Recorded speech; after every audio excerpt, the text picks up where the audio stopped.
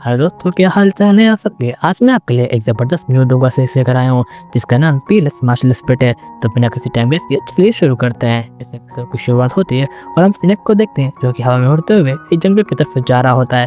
फिर हम किलर की युशा को देखते हैं जो जुआन माउंटेन पर खड़ी होती है और वहाँ पर वो अपने सीनियर शिंगू को कहती है, आपको शुक्रिया, आप मुझे यहाँ पर लेकर आए हो, नहीं तो मैं जुआन माउंटेन में कभी नहीं आती। ये सुनकर शिंगू मुस्कुराता है और कहने लगता है कि नहीं, अगर मेरी जूनियर मुझे रिक्वेस्ट करेगी तो मुझे वो पूरा करना ही पड़ेगा। दोनों के बीच में बातचीत होने लगती है। फिर तभी युशाओ कहने लगती है कि आपकी जुआन सेक्ट के सबसे बड़े जीनियस हैं, आपके बिना मैं यहाँ पर नहीं आती और आपको मुबारक हो, आप हमारे सेक्ट के सबसे पहले यंग एल्डर भी बनने वाले हैं। लेकिन शिंगू इस बात को इतना सीरियस नहीं लेता और कहने लगता है कि यहाँ पर इस दुनिया में सिर्फ एक सेक्ट नहीं है, ना ही इस दुनिया में सिर्फ एक पावरफुल फैमिली है। इस दुनिया में पता नहीं कितने सेक्ट्स हैं और कितने पावरफुल फैमिली है। तुम इन चीजों में अभी फिलहाल छोड़ दो और अपनी प्रैक्टिस पे ध्यान दो। ये सुनकर युशाओ कहने लगती है कि हाँ, आप बिल्कुल ठीक बोल रहे हो, अब हमें यहाँ से जाना चाहिए। और पीछे मुड़ती है और वहाँ से जाने लगती है। लेकिन तभी यंगशा कुछ अजीब लगता है और पीछे मुड़ता है और वहाँ पर हर तरफ ब्लैक फोग आ जाता है। देखकर वो कहने लगता है कि युशा, तुम मेरे पीछे छुप जाओ, यहाँ पर कुछ ना कुछ अजीब होने वाला है। युशा कहने लगती है कि सीनियर, ये क्या आपको पता है? लेकिन तभी शिंगू तुरंत ही अपने डिवाइन पावर का यूज करते हुए उस फोग पर अटैक कर देता है। लेकिन जल्दी उसे महसूस हो जाता है कि ये फोग कोई आम नहीं, डिवाइन पावर से बना है। इसका मतलब यह है कि यहाँ पर कोई और है जो इससे भी पावरफुल है। और तभी शिंगू कहने लगता है कि युशा, जाओ तुम किसी ऐसी जगह पर छुप जाओ, यहाँ पर खतरा होने वाला है। और तभी हम देखते हैं युशा को सोचते हुए अपने पावर पेश करते हुए कहीं छुप जाती है। लेकिन तभी शिंगू सीरियस हो जाता है और कहने लगता है कि अब छुपने का कोई फायदा नहीं है, सामने आ जाओ, मुझे पता है तुम जहाँ पर आने वाले हो। और तभी अपने पावर को यूज करने लगता है और अपने पीछे एक स्पिरिचुअल स्वॉर्ड को समन कर देता है। और तभी हम देखते हैं उसी स्नेक को जिसको हमने एपिसोड के स्टार्ट में देखा था, वो आता है और स्वॉर्ड से टकरा जाता है, जिसके बाद वो सब वहीं पर डिस्ट्रॉय रहती है। लेकिन यिनशा कुछ असर नहीं होता। और तभी यिनशा अपने स्वॉर्ड को बाहर निकाल लेता है और कहने लगता है कि मुझे पता है तुम यहीं पर हो, सामने आ जाओ, नहीं तो मैं कर मैंने ढूंढ लिया तुम खत्म हो जाओगे। और तभी सामने एक एविल स्नेक मास्टर जाता है, वो जो कि डिवाइन लेवल 5 पर होता है और जबकि शिंगू सिर्फ डिवाइन लेवल 4 पर है। एविल स्नेक मास्टर तुरंत ही अपने स्नेक को पेश देता है शिंगू पर अटैक करने के लिए। लेकिन शिंगू अपने एनर्जी सील बनाकर उन सारे अटैक से बच जाता है और बोलने लगता है कि अच्छा तुम यहाँ पर हो, आज तुम्हारा अंत होगा। और तभी शिंगू अपने सर को बाहर फैलाता है और बोलता है कि आज तुम नहीं बचोगे। एविल स्नेक मास्टर उसकी तरफ आगे बढ़ता है और तभी हम देखते हैं कि एविल स्नेक मास्टर युशा को अपने गले से पकड़ लेता है और बोलता है कि अगर तुम इस लड़की को बचाना चाहते हो तो थोड़ा पीछे हट जाओ। ऐसा सुनकर शिंगू थोड़ा पीछे हट जाता है। वो एविल स्नेक मास्टर हंसने लगता है और कहता है कि अच्छा तुम इस लड़की को बचाना चाहते हो तो ये लो, और उसकी तरफ फेंक देता है। और तभी साथ ही में एक स्पिरिचुअल स्नेक बॉडी को समन करके उस पर अटैक करने के लिए पेश देता है। फिर हम देखते हैं कि शिंगू को युशा को बचाने के लिए आगे बढ़ता है और उसे बचा भी लेता है। स्पिरिचुअल स्नेक आता है और उस पर अटैक कर देता है। वो अटैक इतना खतरनाक होता है कि शिंगू तुरंत ही अपने घुटने पर बैठ जाता है और बहुत ही इंजर्ड हो जाता है। फिर हम देखते हैं कि वहाँ पर एविल स्नेक मास्टर हंसने लगता है और बोलता है कि आज तुम्हारा अंत होगा। और तभी हम देखते हैं कि वहाँ पर एक लाइट आती है और एक ओल्ड मैन को दिखाया जाता है जिसका नाम अंकल ली होता है। वो शिंगू को वहाँ पर बचाने के लिए आने लगता है, वो भी डिवाइन लेवल 5 पर होता है। अंकल ली स्नेक मास्टर को देखने लगता है और बोलते हैं कि तुम यहाँ पर अभी भी क्या कर रहे हो, और उस पर अटैक कर देते हैं। और तभी एक लाइटिंग अटैक उस स्नेक मास्टर को होता है, लेकिन स्नेक मास्टर वहाँ से भाग जाता है।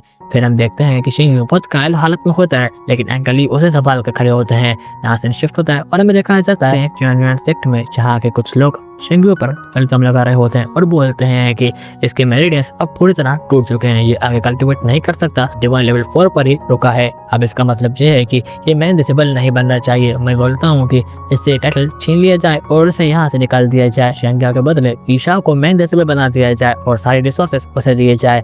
फिर हम देखते हैं एक छोटे बच्चे को जिसका नाम फ्रैंक होता है, जो कि शिंगू का एक स्टूडेंट होता है। वो कहने लगता है कि मास्टर ये सब क्या हो रहा है, लेकिन शिंगू बोलता है कि जिंदगी में ऐसा होता रहता है, तुम फिक्र मत करो, सब ठीक है। और फिर हम देखते हैं एक चीज को जो कहने लगता है कि शिंगू तुम्हारा शुक्रिया, तुमने सेट के लिए बहुत कुछ किया है, लेकिन तुम अब ठीक नहीं हो सकते, इसलिए अब तुम घर जाओ और आराम करो, अब तुम इस सेट के डिसिबल नहीं हो। ये सुनकर शिंगू बोलता है कि ठीक है मास्टर, और कहने लगता है कि मैं आपके ऑर्डर की रिस्पेक्ट करता हूँ। और फिर वो लोग वहाँ से जाने लगते हैं। फिर हम देखते हैं वो सेट के सीढ़ियाँ चल रहे होते हैं और तभी सामने से युशा आने लगती है। वो आकर सीनियर शिंगू को ग्रीट करती है और कहने लगती है कि मुझे दुख हुआ जो आपके साथ हुआ, मुझे जब भी फ्री टाइम मिलेगा मैं आपसे मिलने के लिए जरूर आऊंगी, अब मुझे इजाजत दीजिए। और वहाँ से जाने लगती है। शिंगू मुझसे बोलता है कि ठीक है। और फिर हम देखते हैं उस फेंग को जो यूशा को देखने लगती है, जो कि संभाल कर रही होती है। फिर हम देखते हैं एल्डर ली को जो शेंगू को संभाल कर वहाँ से लेके चले जाते हैं। यहाँ से शिफ्ट होता है और हम देखते हैं फेंग को जो कि बहुत प्रैक्टिस कर रहा होता है और बहुत थक चुका होता है और उसकी टांगें कांप रही होती है।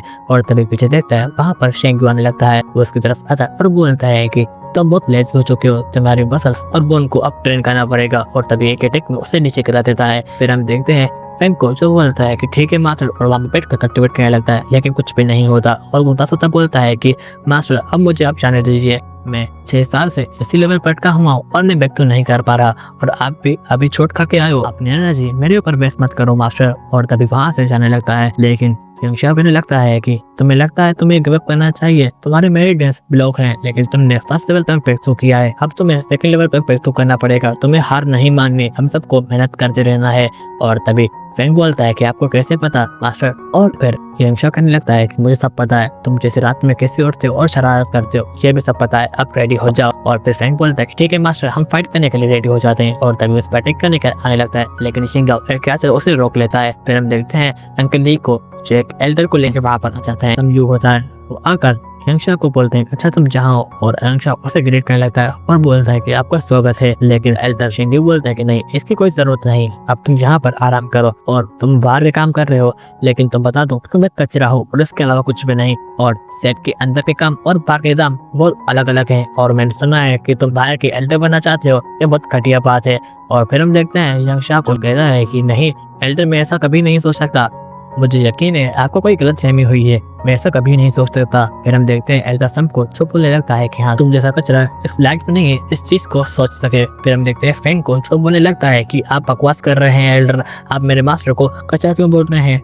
एल्डर समयू बोलने लगता है कि तुम्हारे मास्टर की मेरी रेस्ट टूट चुके हैं, अब वो कल्टिवेट नहीं कर सकता और एक ही लेवल पर फंसा हुआ है, तो कचरा नहीं है तो क्या हुआ, तुम खुद बताओ, ये कचरे के अलावा कुछ भी नहीं है। ये सुनकर फेंग को बहुत गुस्सा आता है और उस पर अटैक करने के लिए आने लगता है और बोलता है कि तुम मेरे मास्टर को कैसा कुछ बोल रहे हो, मैं तुम्हें नहीं छोड़ूंगा, और उस पर अटैक करने लगता है। ये सब देखकर एल्डर समयू को बहुत गुस्सा आता है और बोलता है कि यहाँ से हट जाओ, नहीं तो मैं तुम्हें मार डालूंगा, और अपने अटैक को रेडी करने लगता है और उस पर अटैक करने वाला होता है। लेकिन तभी बीच में शेंगयू आकर फेंग को बचा लेता है और अपनी तरफ बुला लेता है। और यही हमारे ये एपिसोड खत्म होती है। मैं जल्दी नेक्स्ट एपिसोड को अपलोड कर दूंगा, तब तक के लिए बाय बाय।